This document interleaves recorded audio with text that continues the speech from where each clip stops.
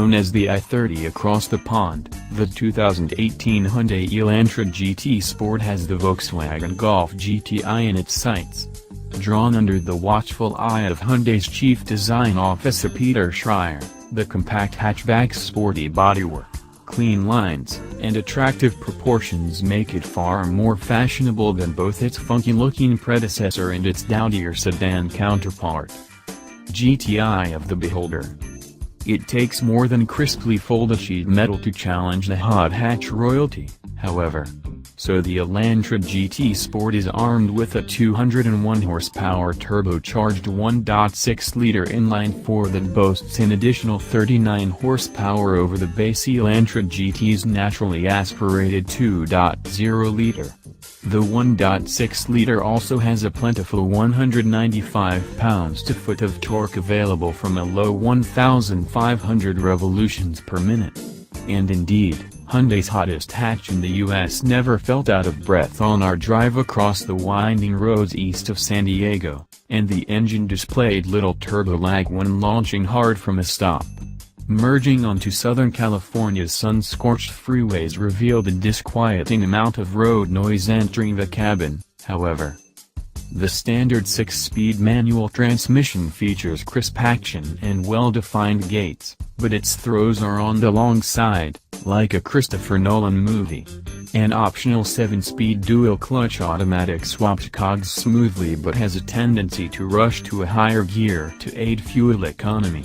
Engaging the automatic sport mode helps temper that behavior, or one can tap the steering wheel-mounted paddle shifters. The Elantra GT Sport has larger brake discs than the standard car, and the brake pedal is firm and reassuring underfoot. In place of the standard GT's torsion beam rear axle, the Sport gets a more sophisticated multi-link arrangement. Hyundai also revised the springs, dampers, and steering gear, but despite these upgrades, the GT Sport fell somewhat short of delivering the button-down refinement found in the class leaders when attacking twisting tarmac. Its body leans more than we'd like in turns, and the electrically assisted steering lacks the precision and feel of the units found in the Honda Civic Sport hatchback and the GTI. The GT Sport also doesn't quite measure up to the VW in terms of power, with the GTI boasting up to 220 horses and 258 pounds-to-foot from its turbocharged 2.0-liter 4. To properly establish Hyundai's go-fast acumen, its N-Performance sub-brand will introduce a zestier i30N hot hatch later this year for Europe and other foreign markets.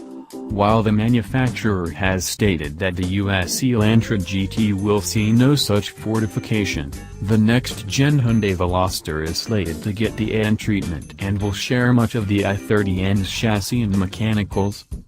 Mainstream virtues. But even if the GT Sport can't quite deliver sporty driving zen, it's still a competent car and has other virtues to recommend it. The standard leather seats are supportive enough for day-long stints, and every example packs dual-zone automatic climate control and rear vac vents. With all seats upright, the 170.9-inch long hatchback boasts a competitive 25 cubic feet of luggage space. Folding the 60-40 split rear seatbacks expands that figure to 55 cubes. Both of those numbers are just ahead of the Volkswagens, but a tallish lift-over height could make loading heavy items somewhat difficult. The Elantra GT Sport boasts a long list of included goodies, including LED head and taillights, a blind spot monitoring system, a proximity key with push-button start, and an 8.0-inch touchscreen infotainment system that's compatible with Apple CarPlay and Android Auto.